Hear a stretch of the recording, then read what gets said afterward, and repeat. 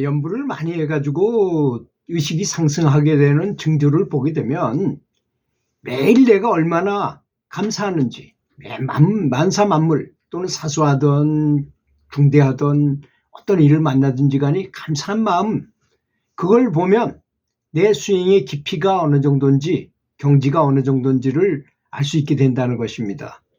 반대로 말해서 얼마나 자주 불평불만하고 똑같은 일을 가지고, 제가 보고 느낀 점인데요. 테니스를 잘 치는 사람 쳐놓고 자기가 실수했을 때 자기 스스로를 욕하지 않아요. 한탄을 하지 않는 특징이 있더라고요. 보니까 실수는 누구나 할 수 있다 이렇게 생각하는 거죠. 실수는 반드시 나오는 것이다.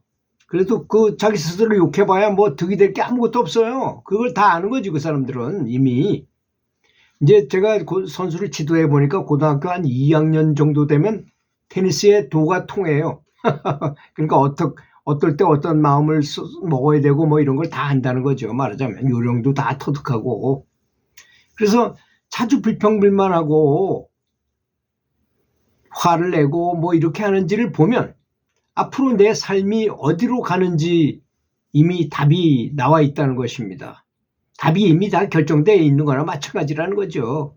그러니까 얼마나 감사하고 많이 연부하는 사람이 내가 부르는 부처님을 정말로 존중하고 공경하고 감사하면서 연부를 하는 사람, 그 사람은 이미 뭐 연부를 얼마나 오래 했는지 적게 했는지를 떠나서 경지가 이미 어느 단계에 간 것입니다. 왜냐하면 언행일치가 돼야 되기 때문인 것입니다. 우리는 연불만 하는 것에 초점을 맞추지만 실제로 그렇지 않습니다. 그래서 어떤 선지식께서 하신 참 소중한 말씀이 있는데 그것이 뭐냐? 극락 깎는 방법은 두 가지다.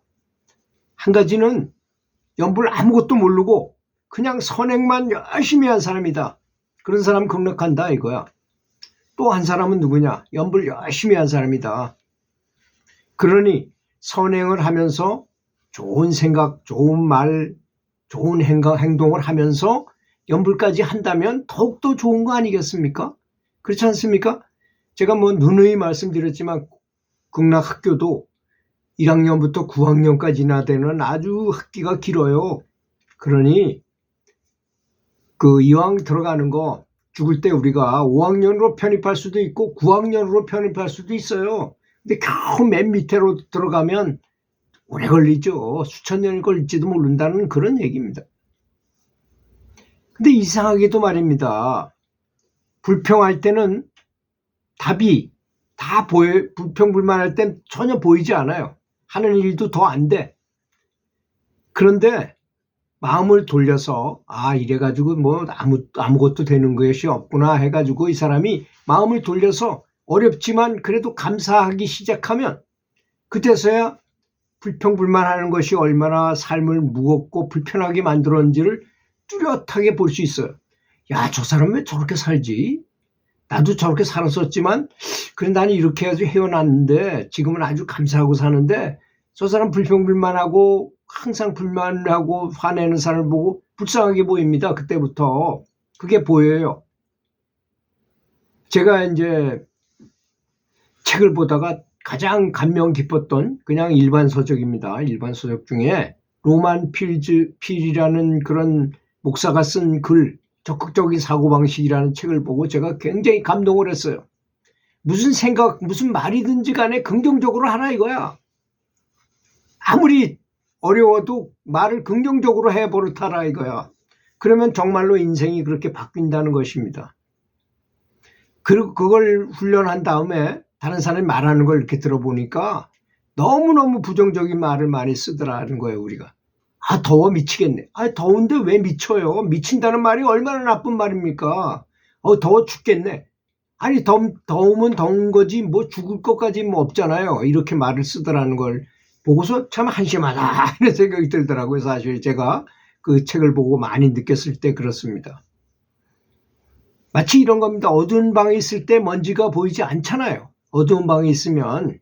그런데 불을 켜고 햇빛이 쫙 들어와서 환해지면 공중에 떠다니는 먼지가 한꺼번에 엄청나게 많다는 것이 보이는 것과 같은 것입니다. 그러니까 우리가 환한 불을 켰을 때가 바로 감사하는 마음을 가졌을 때라는 것입니다. 불평은 유인력의 법칙에도 그런 게 나오잖아요. 유인력의 법칙에 따라서 불평불만할 만한, 불만을 가질 만한, 불행할 만한 이 사건들이 연쇄적으로 끌어와요. 그놈이 자꾸 끌어와. 우리 학교 반에서도 학생들이 아주 장난을 좋아하고 공부를 안 하고 장난을 좋아하는 애들이 주권을 잡게 되면 그 반은 학습 분위기가 엉망이 됩니다. 공부 잘하는 애들은 막 멸시하고 무시하고 야 임마 공부가 다냐 뭐 이러면서 막 이렇게 괴롭히고 막 그럽니다. 그럼 그 반은 학습할 수 있는 분위기가 못 되는 것입니다. 반면에 힘도 세고 공부도 잘하고 성격도 좋은 그런 학생들이 주도권을 잡고서 반을 이끌어 나가면 좀 장난꾸러기 이런 애들은 힘을 못 써요. 그렇지 못하게 하기 때문에 그러면 학습 분위기가 조성돼서 공부 다 잘하는 학생이 될 수 있다는 것이죠. 사소한 일이라도 한번 투덜대면 그날 하루가 괜히 더 꼬이게 된다는 그런 이유가 되는 일입니다. 그렇게 된다는 것입니다. 사소한 일에도 한번 투덜투덜거리고 불평불만하면 그렇다는 것입니다. 반대로 감사한 마음의 상태란 무엇입니까? 뇌에서는 황금색 물질이 분비된다 그랬죠. 그게 뭐 엔돌핀, 도파민, 세로토닌 뭐 이런 행복 호르몬이라고 하는데 그거보다는 훨씬 더 많아요. 우리 인류가 지금 호르몬에 대해서 아는 게 10%밖에 안 돼요. 뭐 다이돌핀 이런 것도 발견됐다고 말했지만 더 이상 말이 없는 것은 그걸 분비하는 방법을 모르기 때문에 그런 것입니다. 그래서 연부를 하거나 명상을 하거나 감사한 마음을 훈련하면 그런 호르몬의 정체를 알게 되고 그런 호르몬이 분비됐을 때만이 이거 신비가 아니라 실제로 있는 일이구나 하는 것을 깨닫게 된다는 것입니다. 이런 행복 호르몬이 분비되면 마음은 가벼워지고 몸과 마음은 자연히 회복되는 방향으로 가게 돼요. 뭐든지 다 잘 되는 방향으로 가게 됩니다. 그리고 눈에 보이지 않는 천사들의 도움마저도 내 주변에 모이기 시작합니다. 연부를 하게 되면 호법신장들이 뭐 천사라고 표현해도 되고 호법이라고 말해도 되고 수호 천사라고 말해도 되고 뭐 여러 가지로 표현해도 되겠죠. 내 주변에 모여서 나를 돕는다는 것입니다.